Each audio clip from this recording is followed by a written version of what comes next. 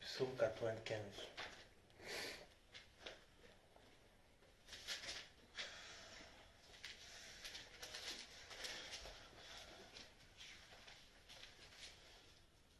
Psaume 95.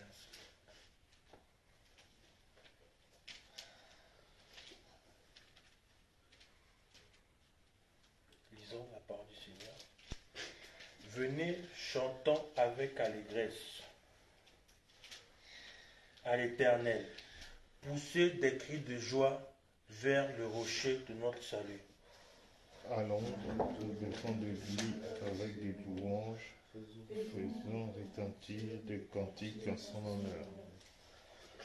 Car l'Éternel est un grand Dieu, il est un grand roi, au-dessus de tous les dieux. Il tient dans sa main le fondateur de la terre, et le sommet des montagnes sont à lui. La mer est à lui, c'est lui qui l'a faite. La terre aussi, ses mains l'ont formée. Venez, prosternons et humilions-nous, fléchissons de genoux devant l'Éternel, notre Créateur. Car il est notre Dieu, et nous sommes le peuple de son pâturage, le troupeau que sa main conduit. Oh, si vous pouvez écouter aujourd'hui sa voix. N'endurcissez pas votre cœur comme à Mériba, journée naissante dans le désert. Où vos pères me tentèrent, m'éprouvèrent, quoiqu'ils vissent mes œuvres. Pendant 4 ans, je cette race en dégoût. Et je dis, c'est un peuple dont le cœur est égaré. Ils ne connaissent pas mes voies. Aussi je jurerai dans ma colère, et ils n'entreront pas dans mon repos. Amen. Amen. C'est ceux qui sont des rebelles qui n'entrent pas dans le repos. Pouvons-nous prier et remettre le service entre les mains de Dieu? Honorable Père Céleste, nous te bénissons, Père Céleste, pour cette opportunité de ton amour renouvelé ce matin, Père. Les jours s'ensemble, mais ne se ressemblent pas. Père Céleste, il est écrit dans ta parole, là où 2 ou 3 personnes sont réunies, Père, toi, Dieu du ciel, tu es au milieu d'eux.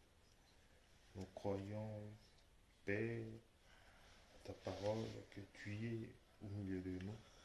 Puisses-tu nous regarder ta parole et sang de l'agneau et bénir nos sacrifices, Père, que tu puisses, oh Dieu, nous donner la main de ces jours. Bénis la personne qui va apporter ici, Père Céleste, ces messages, ainsi les personnes qui vont, oh Dieu, de l'écouter, qui soit une bénédiction particulière. Nous voulons que tu nous remercies et remettre toutes choses entre tes saintes mains, au nom du Seigneur Jésus-Christ. Que Dieu vous bénisse. Amen. Nous allons prendre le cantique parce qu'il vit. Je n'ai rien à craindre.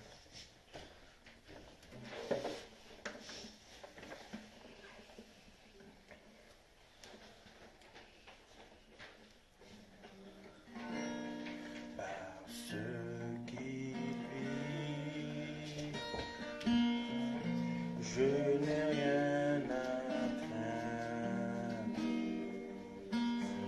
Mais non,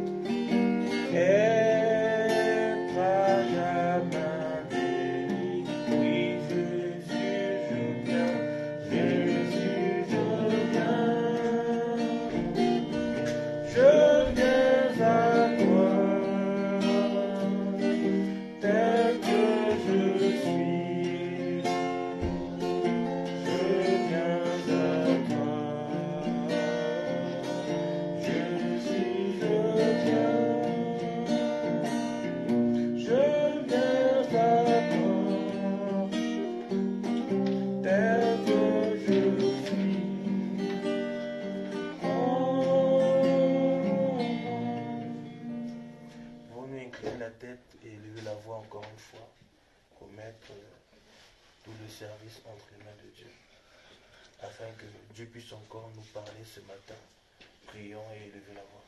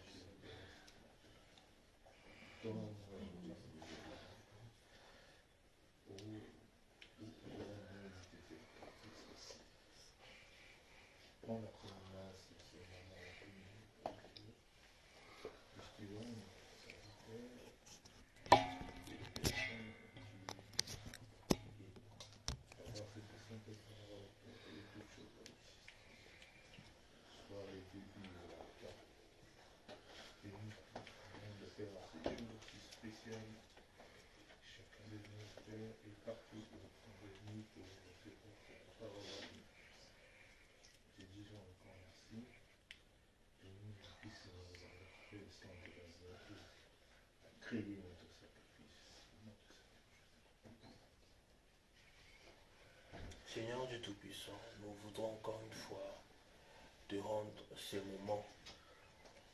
Tu as dit dans ta parole, 2 ou 3 sont réunis à mon nom, je suis au milieu d'eux. Tu pèses ton peuple, tu ne comptes pas ton peuple.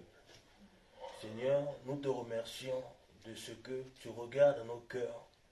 Et dans notre cœur, c'est toi qui t'y trouves.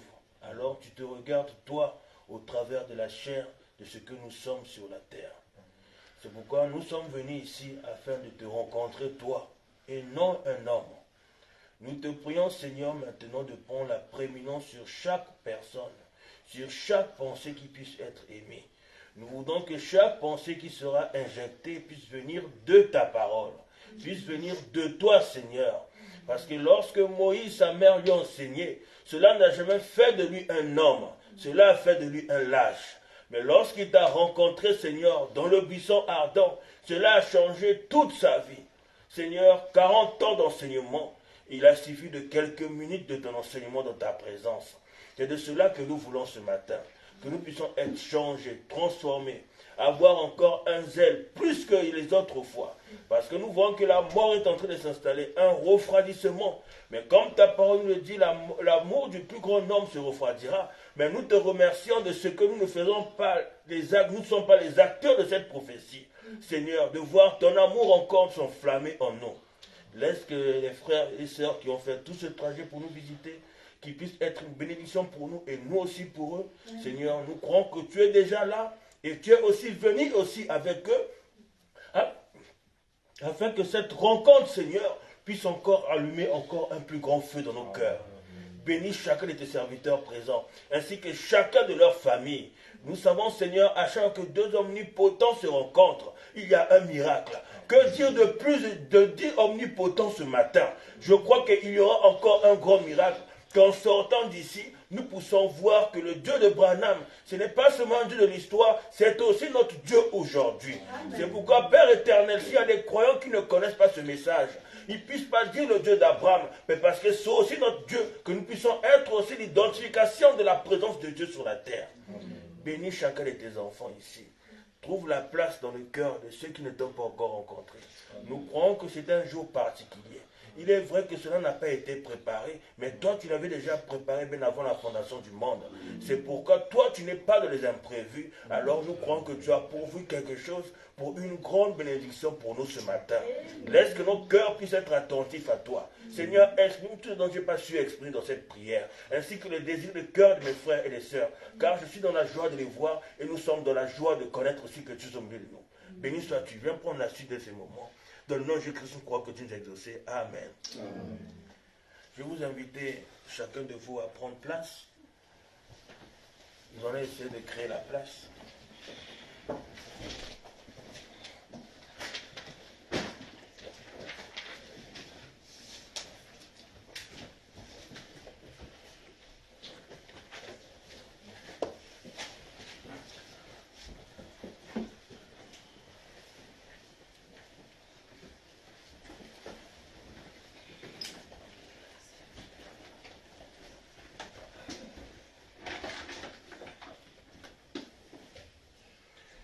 Nous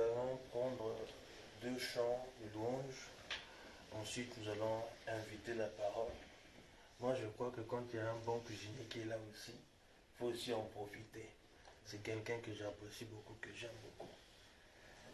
Nous allons prendre le cantique « Tiens, lumière de main de Dieu ».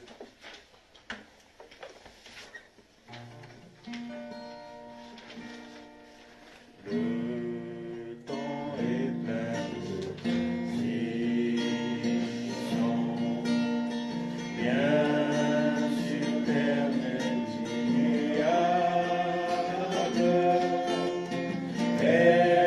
espérons des choses éternelles.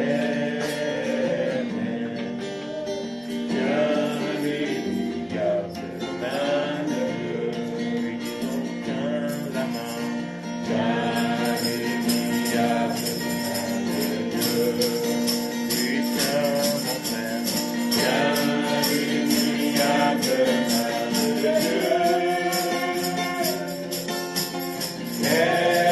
Espérons les choses éternelles. Tiens, l'immuable main de Dieu, qui confie-toi en l'éternel. Sois ta porte établie.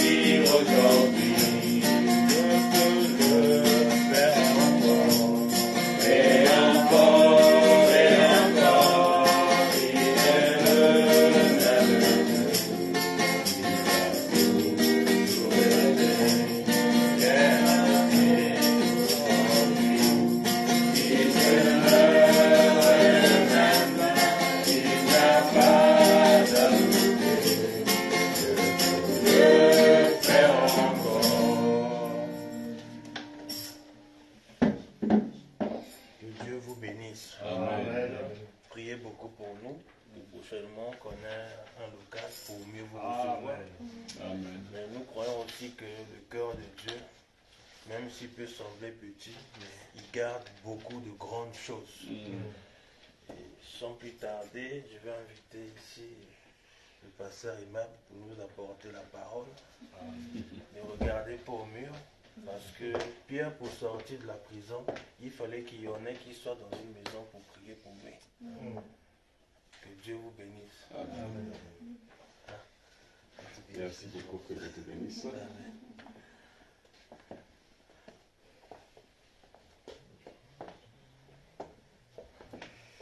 Que Dieu vous bénisse richement. Amen. Quel plaisir et privilège d'être reçu ici. Amen. En tout cas, parmi les enfants de Dieu. Nous avons parcouru des kilomètres, mais comme il a dit, il y a toujours un but dans tout ce que Dieu fait.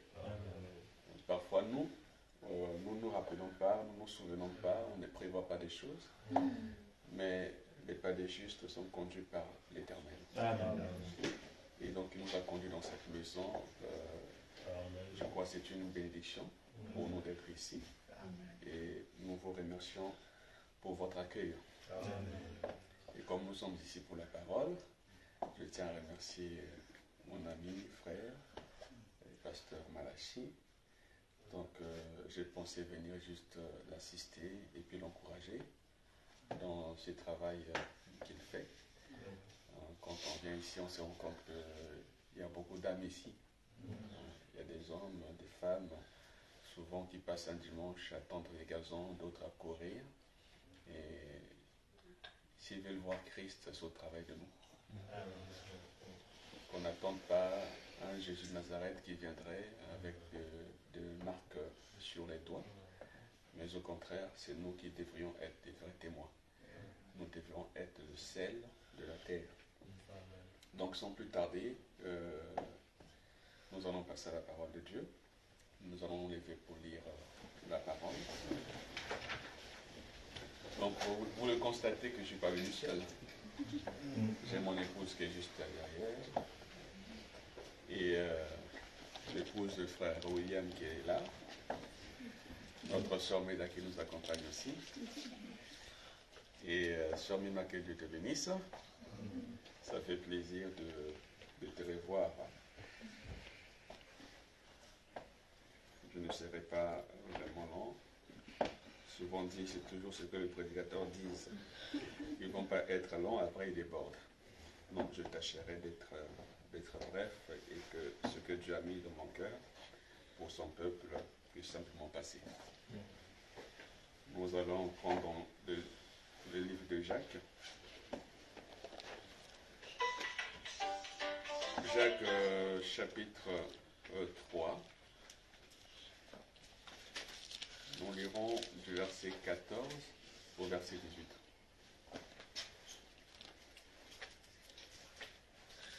Jacques chapitre 3, du verset 14 au verset 18. Mais si vous avez dans votre cœur un zèle amer et un esprit de dispute, ne vous glorifiez pas et ne montez pas contre la vérité. Amen. Cette sagesse n'est point celle qui vient d'en haut, mais elle est terrestre, charnelle, diabolique. Car là-haut, il y a un zèle amer et un esprit de dispute. Voyez la suite. C'est que le zèle, vous lirez ça dans toute la Bible. Chaque fois qu'on parle du zèle, vous verrez toujours que ce zèle amer est toujours attaché à une mauvaise vie. Et donc ce zèle est un zèle amer et un esprit de dispute, car là où il y a un zèle amer et un esprit de dispute, il y a du désordre et toutes sortes de mauvaises actions. La sagesse d'en haut est premièrement pure, ensuite pacifique, modérée, conciliante, pleine de miséricorde. N'oublions pas que notre Dieu est riche en miséricorde. Amen. Et de bons fruits, exempt de duplicité, d'hypocrisie. Le fruit de la justice est sémé dans la paix par ceux qui recherchent la paix. Amen. Dans un moment de prière. Tendre Père Céleste, notre Dieu, cette portion de l'Écriture au Dieu Tout-Puissant a été dit il y a des siècles de cela. Et cette parole est toujours vraie, car elle est là pour notre bien, Seigneur, pour notre santé spirituelle. Nous te prions par la lecture de cette parole et l'écoute de ta prédication, Seigneur, que tu puisses ouvrir les oreilles de nos cœurs, afin que nous puissions saisir la portion que tu nous as réservée pour ce matin. Bénis cette maison que nous avons reçue. Amen. Bénis ton serviteur, Seigneur, notre frère ici présent. Puisses-tu le fortifier, Seigneur, et l'encourager dans ce travail qu'il est en train de faire pour les âmes. Car il n'y a pas un autre objectif que de voir des fils et filles de Dieu renoués dans une relation correcte avec toi, marchant dans la sainteté, dans la pureté. Aide-nous, Seigneur, circoncis nos bouches et nos oreilles. Que la gloire te revienne, à toi qui le mérites. Dans le nom de Jésus-Christ. Amen. Amen. Pour vous asseoir, merci beaucoup. Donc encore merci Frère Malachi pour ce merveilleux moment. Je bénis le Seigneur pour cela. Pour que je ne savais pas par où commencer, mais je me suis attendu au Seigneur. Donc voilà, et je parlerai sur penser juste, agissez juste, et vous finirez juste. J'ai pris l'écriture de Jacques, et nous pouvons lire dans Jacques que si nous avons dans notre cœur un zèle amer, qu'est-ce que un zèle amer? Le zèle amer ou le zèle d'amertume marque un zèle, une jalousie, une haine mortelle, permanente, et dont les effets sont remplis d'amertume pour celui qui en est l'objet. Et si vous avez un tel état de cœur, bien que c'est au nom de Dieu que vous le faites, mais que vous avez de l'amertume, de la haine vis-à-vis d'un frère, vis-à-vis d'une sœur, malgré le nombre de brochures que nous avons sous les aisselles, c'est un esprit de désordre. Amen. Et la conséquence de ce zèle est mortel. Ça crée de la jalousie. On ne peut pas supporter que l'autre avance, que l'autre progresse. On fera tout pour empêcher que celui-ci réussisse. Pensez juste, agissez juste et vous finirez juste. Et si ce tel zèle d'amertume est dans votre cœur, il y a forcément dans votre cœur un esprit de dispute. On n'est pas en train de discuter, mais disputer. Or, des disputes, c'est un conflit. Un conflit, et dans un conflit, il doit y avoir le plus grand et le plus petit. Et le plus grand, c'est celui qui doit dominer sur le plus petit. Donc, dans son cœur, il se croit toujours grand et au-dessus de tout le monde. C'est ça. Chaque fois qu'il lit une écriture, il se croit beaucoup plus spirituel que l'autre. C'est un zèle amer.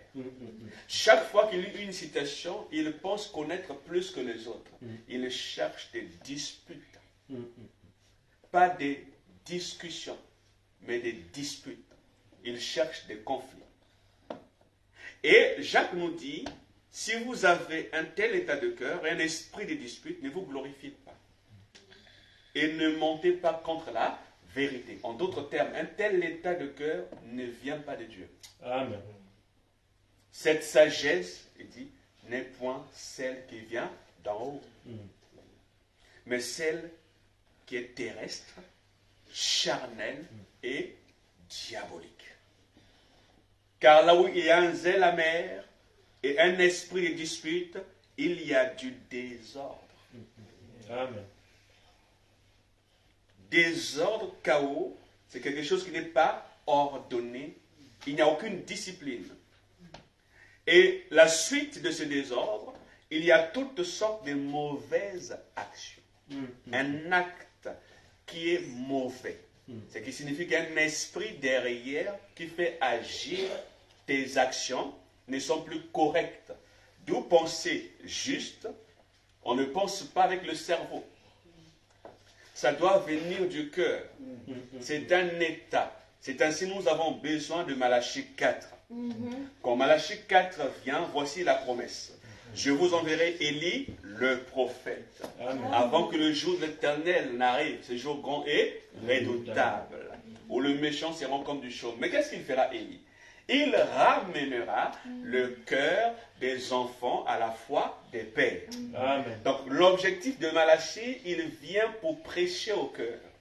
Amen. L'objectif de la Malachie, c'est que le cœur soit transformé, Amen. que le cœur soit pur. Et quand le cœur est pur, il y a forcément un esprit qui purifie le cœur. Amen. Amen. Et cet esprit qui purifie le cœur n'est pas un esprit de dispute. Parce que l'esprit des disputes n'emmène que le désordre. Amen. Et le désordre emmène les mauvaises actions. Mais quand il y a le Saint-Esprit apporté par la lumière du temps de la fin, il y a de l'ordre dans notre vie et nous sommes pleins de miséricorde. Amen. Amen. Que Dieu nous aide. Amen. La sagesse d'en haut est premièrement pure, ensuite pacifique. Nous disons shalom aux gens. Nous n'avons pas certainement compris le mot shalom. Shalom signifie la paix. Ça vient de Melchisédek, le roi de Salem. Shalom, le roi de Shalom, Jérusalem qui devient plus tard. Il était lui-même la paix. Et il dit que la sagesse d'en haut est pure. Ensuite, pacifique.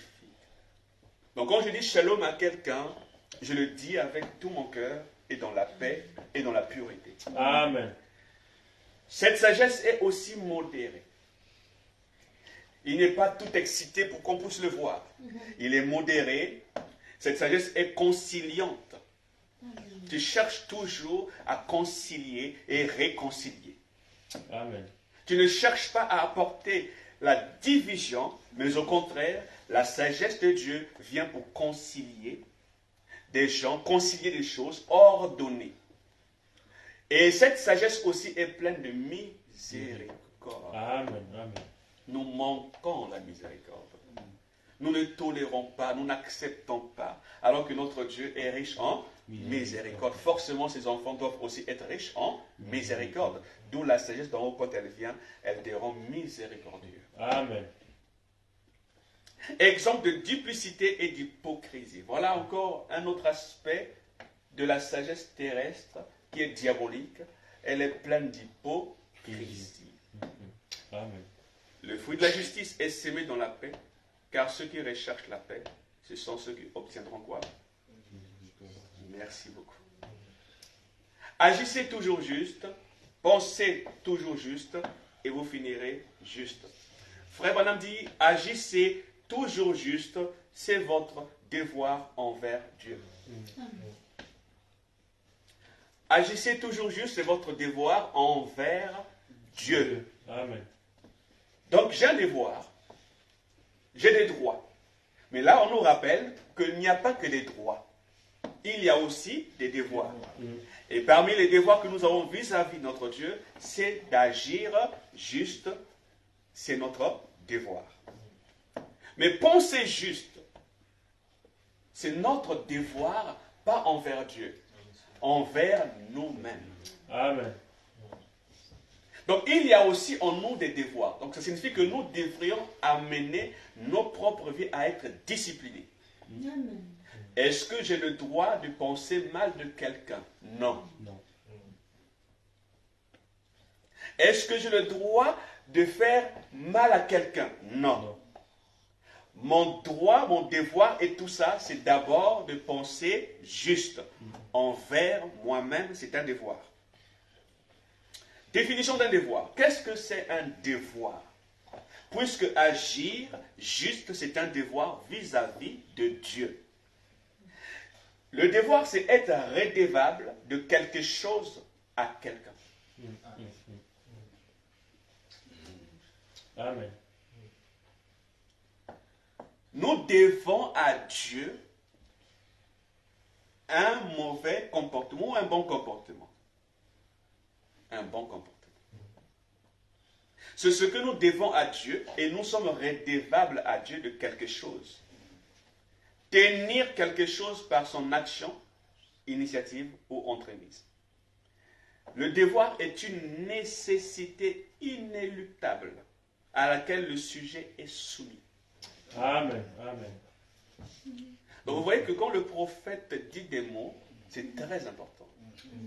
Agissez toujours juste, c'est votre devoir envers Dieu. En d'autres termes, c'est une nécessité inéluctable à laquelle vous et moi, nous sommes soumis. Indépendamment de notre volonté. Amen. Dieu ne demande pas ta volonté. Dieu tient sa parole. Il veut que celui qui vient dans la foi, il tienne aussi la parole. En vertu de l'ordre des choses ou de la pression des circonstances. Donc, peu importe les circonstances de la vie, cela ne t'emmène pas à briser le devoir de Dieu. Non, je dois mal me comporter parce que la personne m'a fait ci. Je n'avais pas d'autre choix que de me comporter de cette façon. Nous n'avons pas le droit de le faire. Oui. Amen. Tout à fait. Peu importe l'attitude de la personne, j'ai un droit vis-à-vis de Dieu. J'ai un devoir aussi vis-à-vis de Dieu. Et mon devoir, c'est de rester fidèle à la parole de Dieu. Qu'est-ce que Dieu me dit? N'aie pas le zèle amer et un esprit de dispute, car cela n'entraîne que du désordre et des mauvaises actions. Alors, tenons-nous sur la parole pour bien agir. Amen. Un devoir est une obligation, non nécessairement contraignante. Parce que nous avons cru que le devoir était une contrainte. Mais on nous dit non nécessairement. C'est une obligation, oui. Mais une obligation non nécessairement contraignante. Donc toute obligation n'est pas contraignante. Amen. Ça signifie que je fais des choses, je suis obligé de le faire. Est-ce que tu es contraint de le faire? Non contraignante, à laquelle le sujet est et se sent soumis en vertu d'un principe moral et d'une règle tirée de l'expérience. Agir, se comporter, se conduire d'une certaine manière, exercer une influence, déployer son énergie, agissez toujours juste. En d'autres termes, Amen. comportez-vous toujours correctement. Amen. C'est une obligation, une nécessité non contraignante vis-à-vis de Dieu. Amen. Vous voyez qu'on vient de développer la pensée et on se rend compte que nous avons l'obligation de nous comporter correctement. Amen. Se conduire d'une manière. En d'autres termes, quand quelqu'un t'a frustré, tu n'as pas besoin de changer de comportement ou d'attitude. Tu dois rester fidèle à la parole. Amen. Amen. Quand tu es blessé, tu n'as pas à fermer le front, à chercher, à te disputer. Au contraire, tu restes fidèle à la parole. La parole me dit, je le fais. Amen. Or, nous ne faisons pas des choses parce que quelqu'un nous le demande. Nous faisons les choses parce que Dieu nous l'a dit de le faire. Est-ce que je vais arrêter de faire du bien parce que quelqu'un m'a fait du mal? Non. Dieu dit, continue à faire le bien. Amen. Nous arrêtons de faire le bien quand nous avons été victimes du mal. Nous changeons de comportement quand quelqu'un n'a pas été gentil envers nous. Mais ici, on nous dit, vous êtes en train de sortir de l'ordre établi par Dieu qui demande à chacun de ses enfants d'avoir un certain comportement. Pas n'importe quel comportement, mais un comportement pur. Amen. Amen. Un comportement qui se repose sur la parole de Dieu. Ainsi dit le Seigneur. Ça vous empêcherait d'avoir un cœur rempli d'un zèle amer. Amen. Avec au plus profond de vous de la haine, de l'aversion pour quelqu'un. Et frère Branham dit, il dit, le mépris, il dit, c'est un démon horrible. Mépriser quelqu'un est un démon horrible. Amen. Avoir du mépris, de l'aversion pour quelqu'un, c'est quelque chose de mauvais. Amen. Et on ne peut pas prier dans un tel état. C'est vrai. Alors le Seigneur nous encourage à avoir de l'amour. Donc se comporter et déployer son énergie, c'est ça agir. Écoutez ce que frère Branham dit dans Paul prisonnier de Jésus-Christ, paragraphe 29. Alors j'aimerais essayer, je crois que le Seigneur m'a d'une manière ou d'une autre donné un petit aperçu sur les raisons pour lesquelles beaucoup de gens ne sont pas guéris. Et je crois que c'est le manque de compréhension. Suivez? C'est le manque de compréhension. Je crois peut-être le dimanche matin, nous parlerons là-dessus. Le Seigneur voulant, le manque de compréhension. Paragraphe 55. Ne jugez jamais votre vie par la puissance que vous avez d'accomplir des miracles. Parfait, c'est ça. Je peux le répondre? Amen. Ne jugez, donc vous devez juger votre propre vie. C'est votre devoir envers vous-même. Pour juger sa vie, ce n'est pas par la puissance ou des miracles. Tu dois la juger par ta propre pensée. Pensez toujours juste. C'est votre devoir envers vous-même, pas les miracles. Amen. Ne jugez jamais votre vie par la puissance que vous avez d'accomplir des miracles. Et nous ne jugeons pas nous-mêmes par les degrés de connaissance qu'on a de la parole. C'est ça. Mais jugez-vous toujours. Regardez-en en arrière. Faites un inventaire du genre de fruits que porte la vie que vous menez actuellement. Pas hier. Ton expérience d'hier doit te servir pour aujourd'hui. Amen. Nous ramenons les anciennes expériences quand j'étais. Mais ce que tu es aujourd'hui, actuellement, sur quelle base juges-tu ta propre vie? Quel est le fruit que porte ta vie? Si ce fruit n'est pas digne de l'évangile actuellement, alors tu dois refaire ton expérience. C'est ça. Dans Proverbe chapitre 6, verset 12, il est dit, celui qui répand des mensonges ne vaut rien. Il fait du mal. Il cligne de l'œil pour tromper les gens. Il tape du pied. Il claque les doigts. Il a l'esprit tordu. Il prépare sans cesse des mauvais coups. Il provoque des disputes. Et cet esprit de dispute ne vient que d'un zèle amer qui est dans un cœur. Et celui-ci ne médite que le mal. Il continue à dire, Proverbe 10, verset 12. J'aime les proverbes. Une personne qui déteste les gens provoque des disputes. C'est ça. S'il faut qu'il arrive à détester, c'est qu'il a pensé. Et la plus grande bataille jamais livrée, qui tue. Quand vous allez dans un champ de bataille, observez ce qui se passe. Il y a des blessés. Dans un champ de bataille, on ne voit pas des gens avec des costumes. Amen. Dans un champ de bataille, on ne voit pas des gens mettre du parfum. On n'a pas le temps. Dans un champ de bataille, il n'y a que des blessés. Il y a des infirmiers, il y a des médecins. Il y a des gens qui sont mutilés. D'autres parfois qui perdent des yeux. D'autres qui perdent parfois les jambes. D'autres les mains. Tout ça. Mais tous sont sales. Il n'y a pas dans un champ de bataille quelqu'un de propre. La bataille a des conséquences sur la vie d'un homme, sur la vie d'une femme. Amen. Et le prophète vient parler non de la Première Guerre mondiale, non de la Deuxième Guerre mondiale, non des autres guerres qui vont venir, mais il vient de parler de la plus grande bataille. Amen. Il y a des batailles, mais il y a une plus grande. Et la plus grande, ce n'est pas à Waterloo. La plus grande, ce n'est pas la ligne Maginot. La plus grande se passe dans la pensée. Donc s'il y a une guerre à craindre, ce n'est pas la guerre qui tue la chair. Mais la véritable guerre qui va tuer, c'est la pensée. Amen. Amen. C'est là où Satan et Dieu ont choisi pour livrer la plus grande bataille. C'est ça.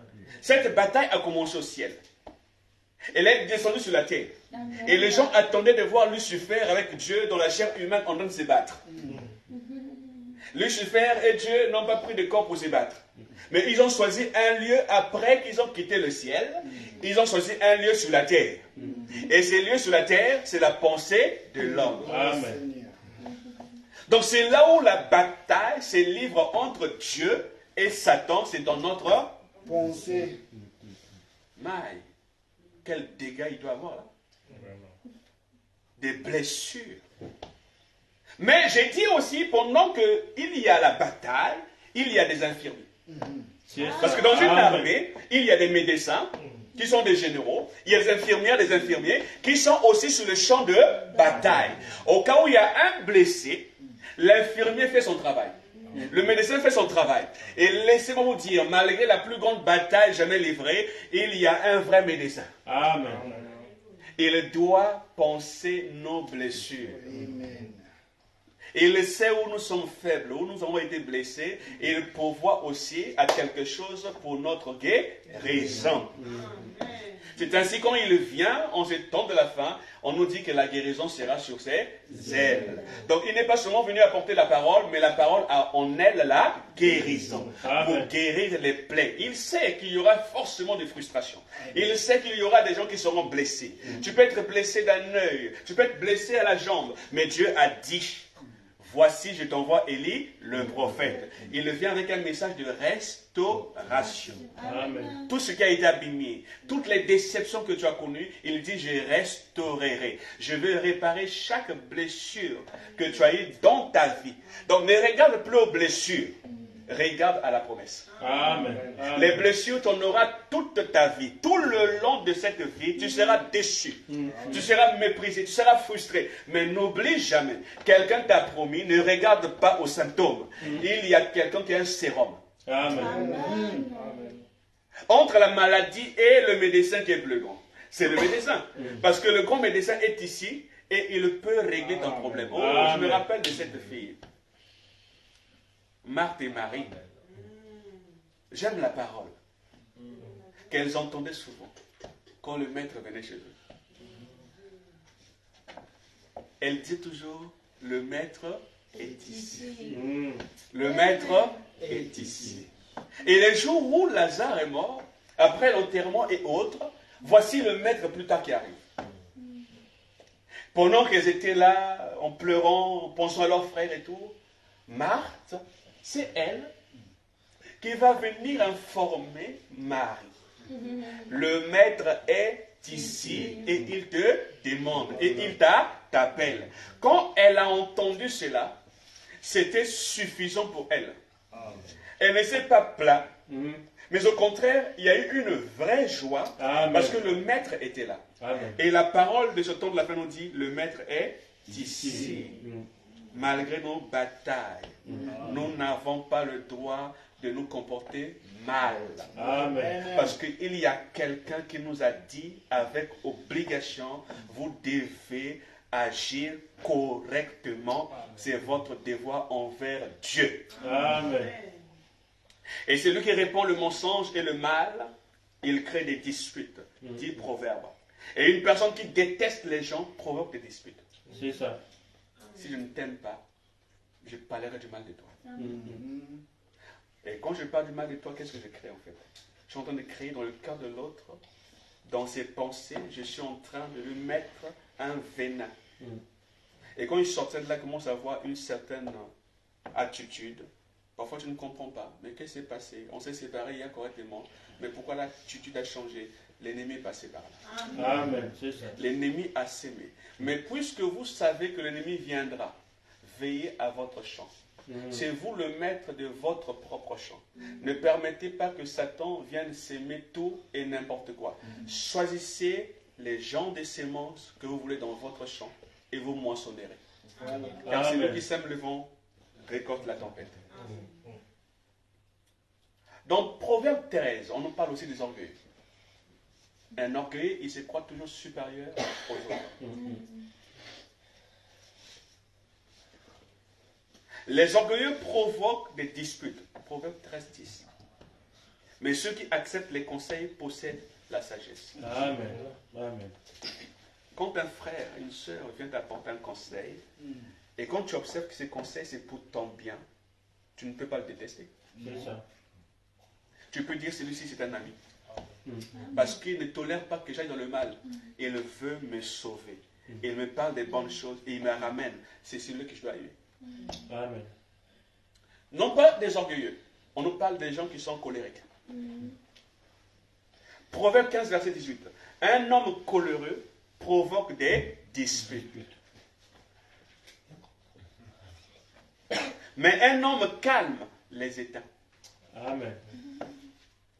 C'est pour ça que je demande à Frère Malachi d'être calme. C'est dans le calme qu'il viendra voir. Oui. Amen. Donc on doit être calme et tranquille parce que le calme empêche justement les disputes. C'est ça. Une autre chose, le cœur d'un homme qui n'est pas pur emmène l'orgueil, emmène la colère, et il n'y a pas que ça. Ça fait de vous aussi faux, quelqu'un de faux. Une personne fausse, Proverbe 16, verset 28, provoque des disputes. C'est lui qui fait du mal, celui qui dit du mal des autres divise les amis. Tout est écrit dans la parole. C'est ça. Est-ce que nous les vivons? Dieu nous demandera des comptes. N'avez-vous jamais entendu ceci? Une personne coléreuse provoque les disputes, mais un homme calme les éteint. Une personne fausse provoque des disputes, mais celle qui dit du mal des autres divise les amis. De ton côté, il n'y a pas que ça. Même dans leur bouche, il n'y a rien de bon. Proverbe 18, verset 6. Les paroles d'un sot provoquent des disputes. Ce qu'il dit attire de coups. Voici un homme qu'on vient de nous détailler. On l'appelle un sot, on l'appelle faux, il est colérique, c'est un état. Il est orgueilleux, c'est un état. Et on dit que cette personne déteste les autres. Et il répond du mensonge ou des mensonges. Un tel homme ne pense pas juste. Amen. Et puisqu'il ne pense pas juste, forcément, il ne peut pas agir juste. Et puisqu'il ne peut pas agir juste, il finit très mal. Observez leur échec. Ça vous fera de la peine. Vous supplierez Dieu pour dire, Seigneur, vraiment, il souffre trop. Mais c'est lui qui a sémé. Et il doit récolter. Amen. Mais Satan, quand il vient dans l'homme, il a un but à atteindre. Quand Dieu vient en vous, il a un but à atteindre. Et le but du diable, c'est qu'il vous fasse agir mal. Agir mal, c'est le contre-devoir. Parce que nous devons bien agir. C'est notre devoir envers Dieu. Mais Satan sait que si on agit bien, il perdra. Alors il vient par des mauvaises actions. Écoutez ce que Frère Branham dit. Donc, questions et réponses. Prêché en 59, paragraphe 32. Eh bien, frère Pat, au mieux de ma connaissance, aussi nous commençons sur la démonologie. La démonologie est une grande chose. Que quelques-uns d'entre vous surveillent l'horloge et ne me laissez pas m'attarder trop longtemps sur une question. Mais ces puissances de démons, ces esprits étaient d'abord dans un homme appelé Légion. N'est-ce pas vrai? Et parce que son nom était Légion, parce que Légion en hébreu signifie un grand nombre, une seule personne, mais un grand nombre de démons. Oui, et nous comprenons que les gens peuvent être animés de plusieurs sortes d'esprits. C'est ça. Vous voyez, il y en avait un grand nombre. Tel le monde des démonologies, des démons à l'œuvre dans les âmes humaines. Observez où est le fruit qui est produit. Il y a un fruit qui est produit et observé. Observez le genre de vie que la personne mène. Frère, croyez-moi, on peut avoir le Saint-Esprit.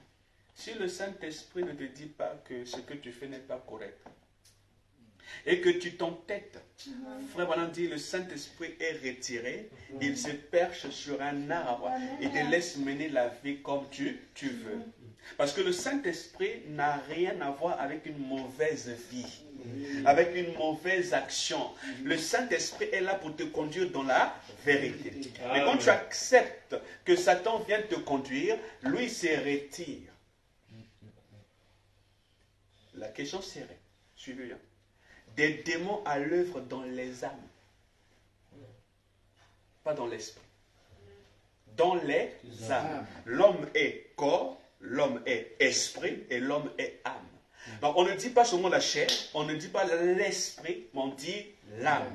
Donc le démon entre dans l'âme. Or l'âme, c'est l'endroit où le Saint-Esprit doit être.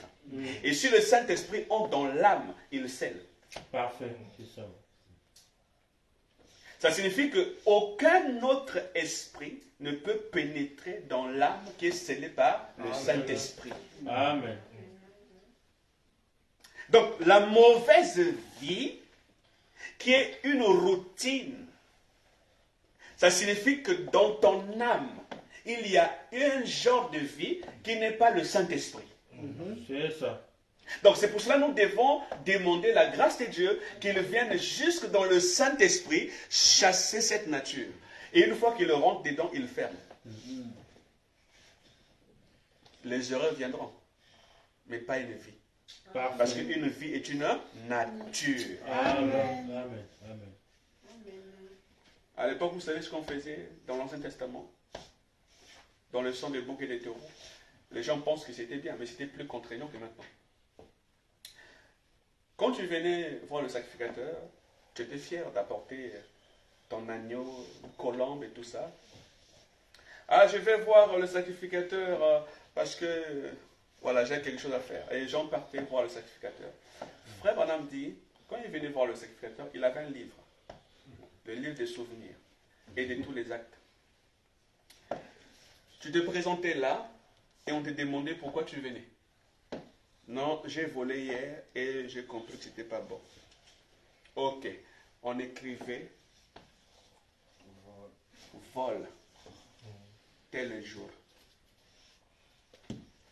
Prenez le mouton, égorgez, mets ta main dessus. On met sa main dessus, il est parti. Mais il partait toujours avec un désir de voler parce que c'est plus fort que lui-même. Mais l'acte, il vient de l'accomplir, c'est que ce que tu as fait hier, tu as été pardonné. Mais le désir qui est en toi n'a pas encore été pardonné. Et Frère Branham dit, s'il revenait la prochaine fois pour le même motif, tu viens pourquoi? Pour le vol. On regardait dans la liste si tu n'as jamais volé auparavant. Amen. Et tu ne pouvais pas, tu n'avais pas le droit de commettre le même motif deux fois. Donc quand tu venais, tu devrais chercher un autre motif. C'est ça. Tu devrais inventer un autre motif. Mais si tu as de l'amnésie et que tu oublies les choses facilement, tu ne te rends pas compte que ça avait été écrit. Donc quand tu reviens la prochaine fois, tu dis, oui c'est pour le vol. Le sacrificateur regarde. Ça veut dire la deuxième fois qu'il vient. Frère Branham dit, on te prenait à côté, on te lapidé. Est-ce que vous vous rendez compte? La pression qu'il doit y avoir pour la personne qui vient, il doit encore chercher. Frère, la loi a emmené les gens à devenir des vrais menteurs. C'est ça. La loi ne fait pas du bien aux gens, hein. Croyez-moi. La loi, il y a la punition. Et les gens sont dans une punition, ils disent, oh je n'ai pas envie d'être puni. Alors, il est obligé de mentir. Et parfois il venait, il dit, bon, non, c'était pour, j'ai giflé un frère. Parce qu'il veut éviter dans le livre que le motif de vol se retrouve deux fois, parce que c'est la sanction, c'est la mort. Alors, ils devraient devenir des vrais menteurs, mais le désir du mensonge était toujours là. Le désir de voler était toujours là. Donc, tous ces désirs étaient toujours là et l'homme n'était pas parfait. Et c'était difficile pour eux. Mais nous, aujourd'hui, il n'y a pas la loi comme à l'époque. La loi est écrite où? Amen. Et Dieu l'a gravé dans notre cœur et il est appelé conscience. Et c'est là où nous sommes confrontés nous-mêmes, dans notre conscience, au bien et au mal. Amen. Mais quand le Saint-Esprit est venu, voici ce qu'il a fait. C'est que le but du Saint-Esprit, il a d'abord visé l'âme. Quand il vient, il pénètre dans l'âme, qu'est-ce qu'il fait? Il ferme la matrice. Vous êtes scellés jusqu'au jour de votre rédemption. Amen. Ça signifie que tu ne peux pas voir le Saint-Esprit et le perdre. Parce que le perdre, c'est ton âme qui est perdue. Et l'âme là, c'est une partie de Dieu et Dieu est perdu. Donc Dieu ne peut pas vous perdre parce que Dieu ne peut pas se perdre. Amen. Amen. Et que Dieu donne le Saint-Esprit à quelqu'un, il ne regrette pas de l'avoir donné. Mais dans l'esprit, il peut être amené à faire des choses. Mais ce n'est pas une vie. Ce n'est pas une nature. Ce n'est pas la routine. Et chaque fois qu'il fait quelque chose, il dit au Seigneur, aide-moi. Le bien que je m'aimerais faire, je ne le fais pas. Mais le mal que je n'ai pas envie de faire, c'est ce que je fais. Qui me délivrera de ce corps de péché? Et déclarer de tels mots, ça ne veut pas dire que l'âme n'est pas scellée. L'apôtre Paul, l'âme était scellée du Saint-Esprit. Mais dans sa chair, liée à l'esprit, il y avait encore des désirs. Et il combattait chaque jour pour justement que le mal ne puisse pas le gagner. Amen. Mais il savait qu'il était né de nouveau. Amen. Et vous ne verrez pas l'apôtre Paul dans des souillures qu'on retrouve aujourd'hui dans le monde du message. Amen. Il a le Saint-Esprit, mais il est dans une souillure terrible. Et c'est devenu une vie. Et il n'en parle à personne pour qu'on puisse l'aider. Frère, quand le démon vient, il ne vient pas seul. Quand tu ouvres la porte, il appelle un autre. Il appelle un autre. Il appelle un autre. Car là où il y a un mauvais esprit, il y a du désordre. Et le désordre emmène quoi? Des démons. Et tu deviens légionnaire. Quand tu arrives là, tu t'appelles légion. Tu as les démons de mensonge, démons de ceci, démons de cela. Mais quand on te voit, on dit frère, on voit sœur, mais rempli de démons. Mais nous devons observer où est le fruit qui est produit. Amen. Observer le genre de vie que la personne mène. Amen. Voyez leur conduite, comportement, en d'autres termes, action. Amen.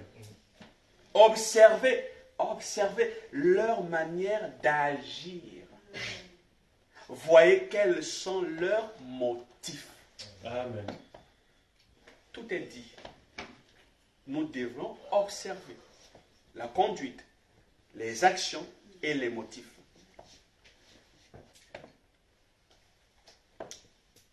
Il continue à dire, toutes les choses qui sont dans le naturel sont un type du spirituel. C'est ce que nous enseignons. Voilà ce qu'il en est, la démonologie des démons qui imitent le christianisme et qui reçoivent quand même la bénédiction. Un démon béni. Vous comprenez? Une bénédiction ne veut absolument pas dire que votre vie est agréée par Dieu. C'est ça, c'est ça, c'est vrai. Dieu ne s'intéresse qu'à la vie. Amen. Amen. Amen. Amen. Et il peut bénir quelqu'un de toutes sortes de bénédictions matérielles. Il est tellement riche. Mais Dieu ne regarde pas à tout ce qu'il donne.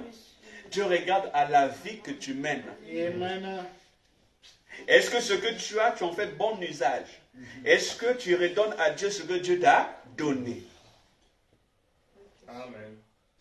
Amen. Pendant dit des bénédictions, des démons qui reçoivent quand même des bénédictions. Ce n'est pas du lait écrémé, ça, les frères. Si vous pouvez les recevoir, vous voyez, maintenant c'est ça là, la vérité. Et Satan peut vous rendre extrémiste. C'est ça.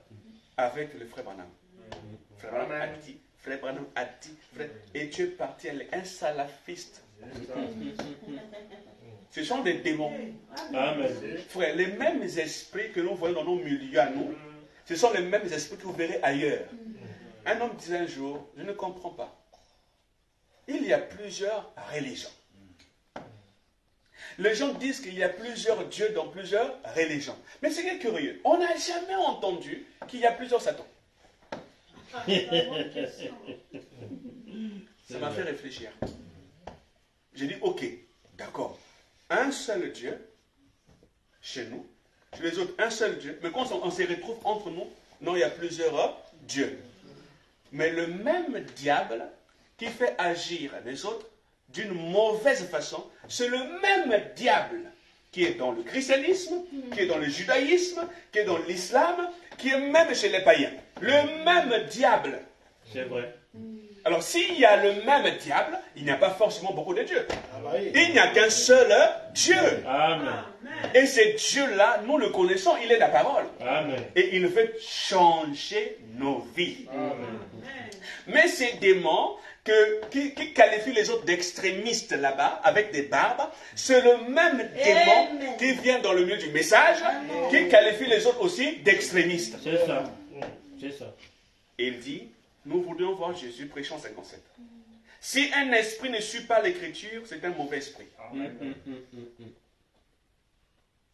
S'il va au-delà de cette Bible, c'est un mauvais esprit.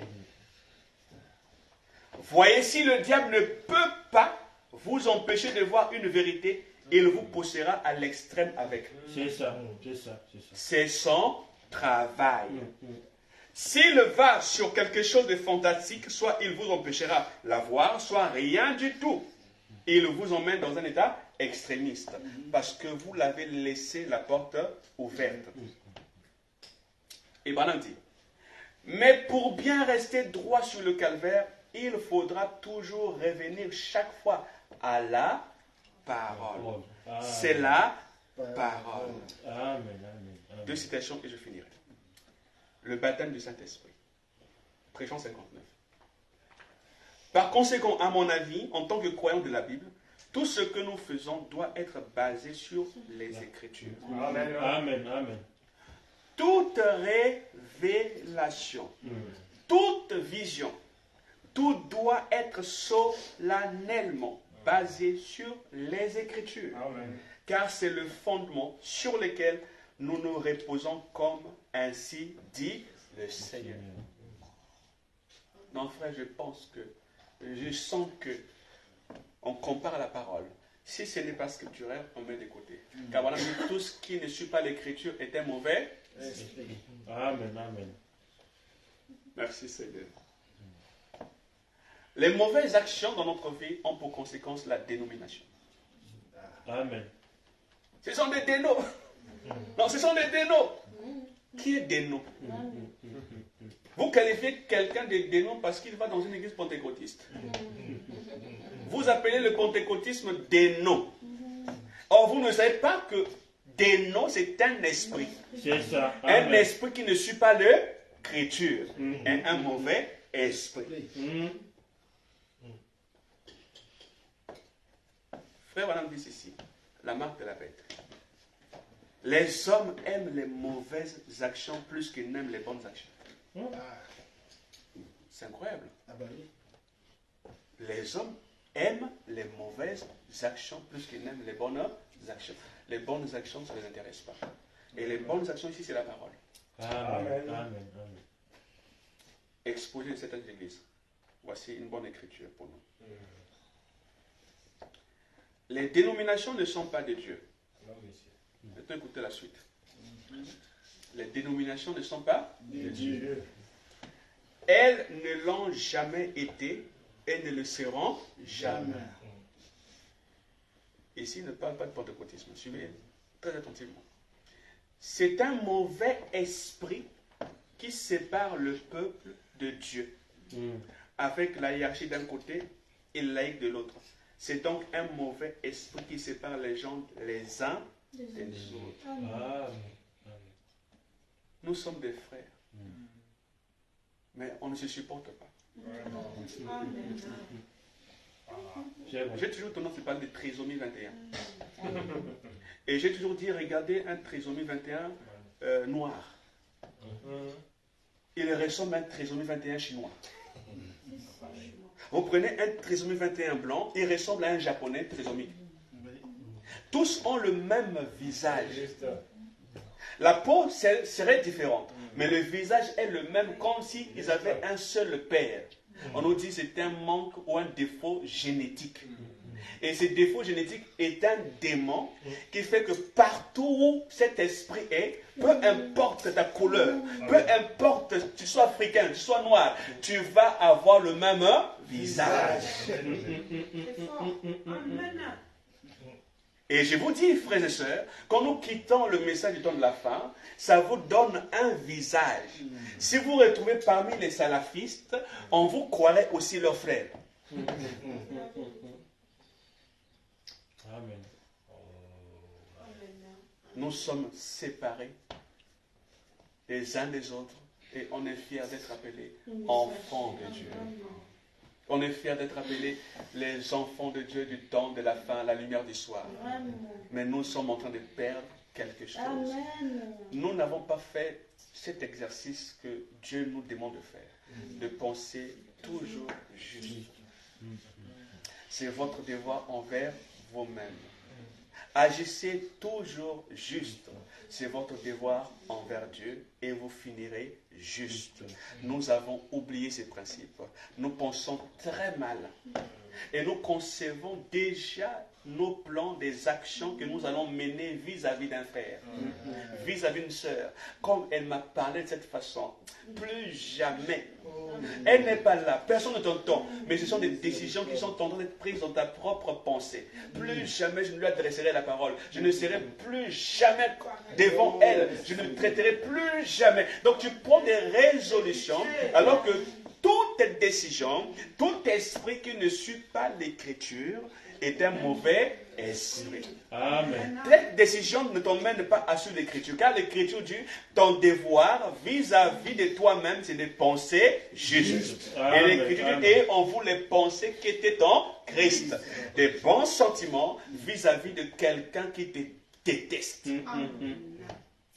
Et tu ne changes même pas malgré que lui change. C'est vis-à-vis de toi-même d'abord. C'est vrai. En réalité, s'il y a quelqu'un à craindre, c'est nous. Je vous le dis. S'il y a quelqu'un à craindre, s'il y a un vrai méchant, s'il y a un vrai méchant plus que Hitler, s'il y a un vrai méchant qu'il faut craindre, c'est soi-même. Parce que si on n'est pas juste dans notre pensée, nous sommes appelés à agir comme Hitler l'a fait. Mais s'il avait compris que celui qui est en face de moi, c'est mon semblable, il a les mêmes yeux que moi, les mêmes oreilles, pourquoi lui ferais-je du mal alors que moi-même, je n'accepterais pas qu'on me fasse du mal? Vraiment, amen.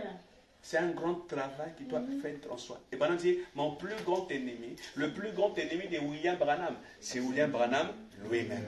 Et quand il a compris cela, il commençait à faire un travail sur soi. Alléluia. Nourrir sa vie de pensées justes. Amen. Des choses pures. Penser toujours du bien d'un frère qui t'a fait du mal. La chose la plus difficile, c'est que quelqu'un que tu as aimé, ou que tu as prétendu aimer, et qu'un jour, cette personne que tu as aimée avec tout l'amour que tu avais pour lui, que cette personne te dérange. Et là, c'est la haine. Et on comprend simplement qu'en réalité, tu ne l'as jamais aimé. Amen. En tout cas, pas avec l'amour de Dieu. Amen. Tu l'as aimé avec l'amour du monde. Tu l'as aimé avec l'amour philéo. Mais ce n'était pas l'amour divin. Car l'amour divin fera que ton frère qui t'a fait du mal, que tu puisses le voir de l'autre côté malgré le mal. Tu continueras à prier pour lui. Et si cette personne t'emmène à avoir de la haine, ce zèle amer, Et tu commences à créer un esprit de dispute autour de toi. Tu commences à aller parler du mal de ses frères. Toi qui avais raison à la base. Toi qui croyais avoir raison à la base. Toi qui te crois toujours pour la victime. Mais sache qu'en le faisant, tu n'es plus victime. C'est vrai. Tu deviens diabolique. Amen. Amen. Qui allons-nous craindre? La personne qui t'a blessé ou toi qui répands le mal? Alors commence par te soigner. Amen. Ce n'est pas l'autre, c'est toi-même. C'est ça. S'il y a quelqu'un qui se blesse, ce n'est pas l'autre, c'est toi-même. Si seulement on arrivait à boucher nos oreilles sur toutes les saletés, frère, on serait saint d'esprit. Amen. Si on fermait les yeux sur toutes les souillures, frère, on serait saint d'esprit. Si on fermait nos bouches sur ce qui n'est pas correct, on garderait nos cœurs purs. Amen. Mais ce n'est pas le cas.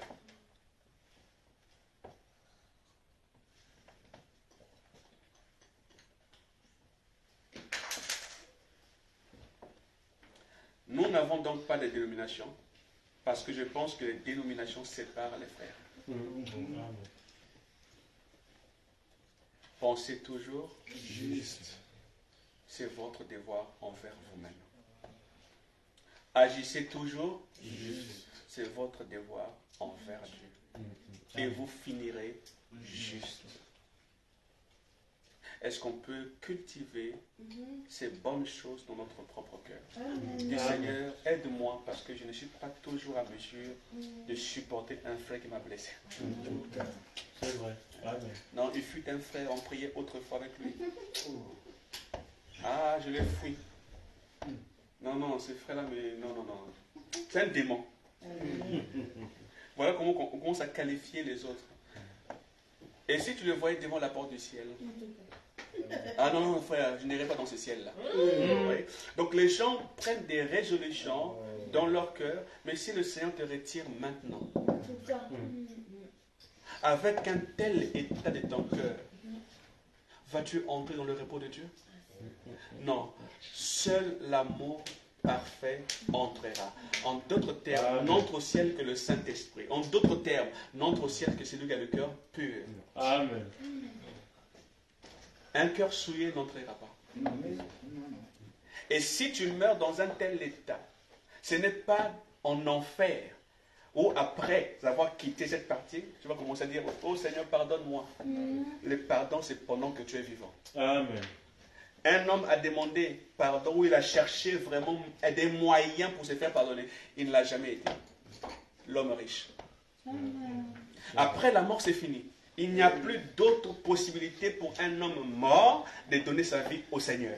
C'est vrai. C'est maintenant qu'il faut donner sa vie au Seigneur. C'est maintenant qu'il faut régler chaque chose dans sa vie qui va mal. Car une fois passé ce côté-ci, c'en est fini. Ne rentre que là-bas ceux qui ont le cœur pur. Amen. Est-ce que nous faisons un travail sur nous-mêmes ou nous intéressons seulement aux autres? Que le Seigneur nous bénisse. Amen. J'invite le révérend Malachi. Ça a été un plaisir de partager avec vous. Merci.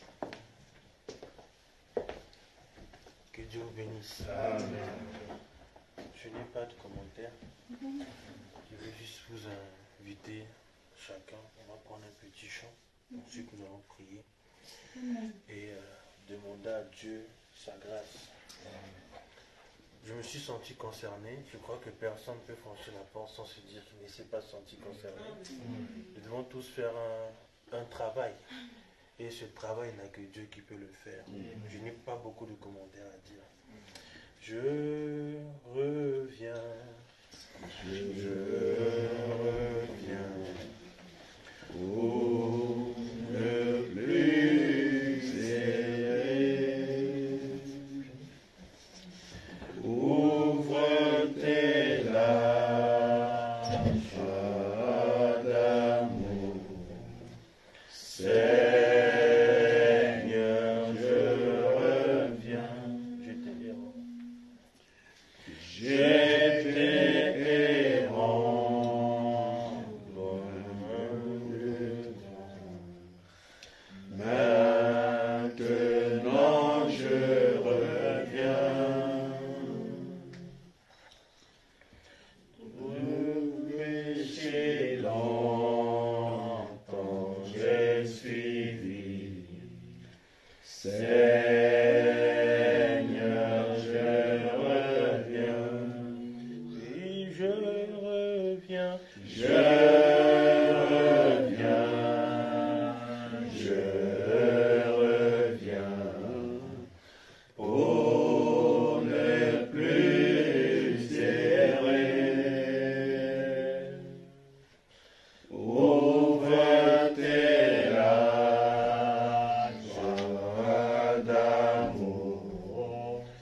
Seigneur, je reviens. La victoire est dans le sang. La Victoire est dans le sang. Alléluia.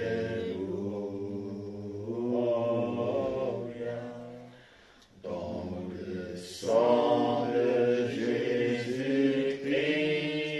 mon sauveur. La victoire est dans le sang. Alléluia.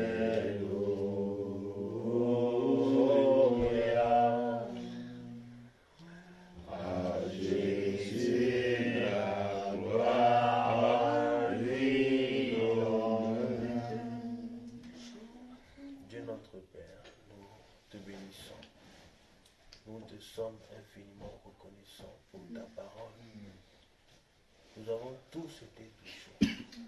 Ta parole, Seigneur, elle doit toujours être dirigée afin d'atteindre le but pour lequel elle a été envoyée. Seigneur Dieu, nous te remercions pour le nettoyage que tu as fait dans tout un chacun. Ne permets pas à l'esprit de la colère ni à quoi que ce soit, mais que ce que nous avons entendu puisse être vie en nous. Que nous puissions sortir d'ici avec ce que toi tu nous as donné. Seigneur Jésus-Christ, il me manque des mots, mais toi tu as dit les mots justes. C'est pourquoi tu pouvais dire à Pierre, lorsque tu seras affermis tes frères. Et tu es allé plus loin. Tu as dit, j'ai prié pour vous, afin que là où moi je suis, vous aussi vous puissiez être. Seigneur, cela nous donne l'assurance. Et nous savons que parce que tu as prié que nous puissions être là aussi, alors tu pourvois à ce que toute notre vie, nous puissions être parfaits comme notre Père Céleste. Toi-même tu l'as dit, soyez parfaits. Et nous sommes parfaits en toi. Seigneur, visite-nous, reconforte-nous encore plus que hier. Nous croyons que tu nous as parlé, mais que nous ne puissions pas être des gens oublieux, ou bien des gens religieux. Oh, comme dimanche dernier, nous avons lu la parole que tu nous as dit, que beaucoup prient sans avoir la foi, ils sont en train de tenter Dieu. Beaucoup sont des chrétiens que le dimanche, ils sont en train de tenter Dieu. Mais nous te remercions pour ta grâce, Seigneur. Le peu d'intelligence que nous avons, mais ta grâce comble tout cela. Je vais inviter le pasteur Emma pour clôturer. Seigneur notre Dieu, nous nous sentons aussi petits, Seigneur, et nous savons que nous ne sommes que de passage ici-bas, des pèlerins, Seigneur, et tu as permis un moyen pour nous d'échapper, oh Dieu, à toute la pression du monde. Tu as pourvu une voie pour ton peuple, et cette voie, c'est la parole. Amen. Seigneur, tu nous as nourris de ta part, nous avons écouté ce que tu nous as dit, Seigneur, et nous nous sentons si petits. Nous te prions simplement que ta grâce, ô Seigneur, se repose sur nous, et de nous aider dans les décisions que nous prendrons, Seigneur, pour mener une vie digne de l'Évangile. Amen. Oui, Seigneur, il y a tellement d'imitations, tellement d'hypocrisie, Seigneur, oh Dieu. Oh oui, Seigneur, le mal est devenu quelque chose de banal. C'est devenu une vie, une nature, Seigneur. Mais tu nous as dépouillés ce matin par ta parole. Amen. Et Seigneur, oh Dieu, il y a encore, Seigneur, quelques racines d'amertume qui restent en nous, oh Dieu. Des choses que nous n'avons pas pu mettre en ordre avec mon frère, avec ma soeur, nos voisins, Seigneur. Oh Dieu, pour nous, il est temps de prendre le balai et de nettoyer toute la maison, Seigneur, afin de retrouver cette pièce d'argent que nous avons perdue, Seigneur. Peut-être c'est l'amour vis-à-vis de mon frère que j'ai perdu, peut-être c'est la confiance que j'ai perdue, peut-être, oh le puissant, c'est la joie que j'ai perdue. Seigneur, tu as dit dans ta parole que tu restaurerais, Seigneur. Il y a des besoins qui sont enfuis dans le cœur. Pendant que ta parole avait été apportée, oh Dieu, chacun d'entre nous a reçu sa portion. Et je crois, Seigneur, oh Dieu, en parlant à chacun, chacun a pris une décision, Seigneur. Et tu es le Dieu qui sonde le cœur et le rein, Seigneur, oh Dieu. Tu entends les soupirs inexprimables, Seigneur. C'est ainsi notre Dieu. Ma prière en quittant cette maison, Seigneur, oh Dieu, que tu bénisses les enfants ici en ces lieux, que tu bénisses notre frère, Seigneur, puis son père, et que tu bénisses la famille qui nous a reçus, Seigneur, oh Dieu. Là où la parole est apportée, Seigneur, que cela produise la joie dans le cœur, Seigneur. Une véritable vie digne de l'évangile, Seigneur, oh Dieu, car il y a un ciel à gagner, un enfer à éviter, Seigneur. Oui, sachant que, Père, il est plus tard que nous le pensions. Nous voyons ces choses que tu nous avais dit, Seigneur. Tu nous avais prévenu qu'il y aura des bruits de guerre, des tremblements de terre, Seigneur, oh Dieu. Père, quelle heure est-il, oh oh Dieu puissant. Il est temps pour nous de régler notre horloge à la parole du temps de la fin, Seigneur. Amen. Pour que nous puissions voir, oh Dieu, ce qui arrive. Oh Dieu, c'est un signe pour nous, Père. Car il est prêt, tu es prêt, Seigneur, oh Dieu puissant, à nous prendre dans les airs, oh Dieu puissant, où nous quitterons bientôt cette terre. Bénis tes enfants, Père, jusqu'à ce que nous nous retrouvons, que nous puissions rester fidèles à ta parole. Oui, que nous puissions penser toujours juste, que nous puissions agir toujours juste, et tu nous as promis que nous finirons juste. Amen. Bénis tes enfants, Seigneur, oh Dieu. Bénis leurs pensées, Seigneur. Que tu sois leur Dieu, qu'ils le conduisent dans les bonnes actions, Seigneur, oh puissant, et que leur cœur, oh Dieu puissant, soit exempt de toute duplicité et de malhonnêteté, Seigneur. Sois béni, sois glorifié dans le précieux nom de Jésus-Christ, notre Seigneur. Amen. Amen. Amen. Pendant que nous allons compter les offrandes, nous allons prendre un petit chant. Je vous invite à vous asseoir. Pour cet immense bonheur, Alléluia, que tu as mis dans mon cœur, Alléluia, je veux te louer, Seigneur, Alléluia, oui, Jésus est mon sauveur, Alléluia, chantons Alléluia, Alléluia, Alléluia, Alléluia, oui, Jésus est mon sauveur, Alléluia,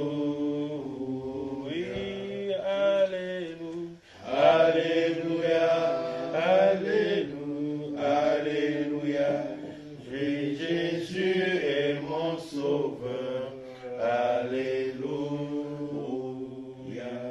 je le redirai encore, Alléluia, que pour moi Jésus est mort, Alléluia, voilà pourquoi je l'adore, Alléluia, oui, seul est mon trésor, Alléluia. Que Dieu vous bénisse. Je pense que peut-être que vous ne le savez pas, mais le nom de l'église s'appelle Restauration Tabernacle de Jésus-Christ. Parce que nous croyons à la restauration. Et le but que nous venons, c'est pour être restaurés conformément à l'image que nous sommes dans sa pensée. Merci beaucoup pour la visite. La famille William, la famille Brunel et notre sœur qui Dieu bénisse richement pour la visite. Ça nous a beaucoup fait du bien. Et je crois qu'il y a eu beaucoup de bons échanges de vertus. Parce qu'en nous, il y a des diodes positifs qui ne peuvent que recevoir des choses positives. Et nous remercions Dieu pour cela. Que Dieu vous bénisse richement. Et une très bonne semaine de notre Jésus. Merci beaucoup. Nous allons incliner la tête et allons prier. Seigneur Jésus-Christ, toi qui es l'alpha et l'oméga, toi qui as établi toutes les langues sur la terre, ce jour-là qu'il y avait la confusion de Babylone, mais tu es allé au-delà des langues, tu nous envoies le Saint-Esprit afin que nous puissions avoir une seule et même pensée. Malgré qu'il y a des langues, mais la pensée reste la même parce que toi, tu es le seul et véritable Dieu qui doit demeurer dans tes enfants afin que ceux-ci puissent faire ta volonté. Seigneur, merci pour la vie de tes enfants, cela nous a fait du bien. Comme ton parole nous enseigne qu'il est doux et agréable et les frères et les sœurs de demeurer ensemble. Merci pour ce moment. Seigneur, une nouvelle semaine va commencer, d'autres vont reprendre le travail. Nos frères, ils ont un grand voyage à faire, la route à faire, et ils vont aussi reprendre le travail. Seigneur, nous savons que tu nous as fait un plus grand privilège qu'Israël. Toi, le Saint-Esprit, la colonne de feu, tu habites maintenant en nous. Nous te glorifions pour ce moment. Nous te glorifions pour cet acte. Maintenant, Seigneur, conduis-nous. Nous croyons aussi, comme ta parole le dit, l'ange de l'Éternel campe autour de ceux qui le craignent. Alors, Père, en étant conscient de toutes ces promesses, nous savons que tout va bien. Mais laisse que ta volonté parfaite puisse suivre le cours de la route et que tu puisses nous garder tous dans ta parfaite volonté, afin que nous puissions toujours recevoir de toi. Béni sois-tu, exprime tout ce dont tu n'as pas su exprimer. De nom de Christ, Amen. Que Dieu vous bénisse. Refaisons encore connaissance encore. Amen.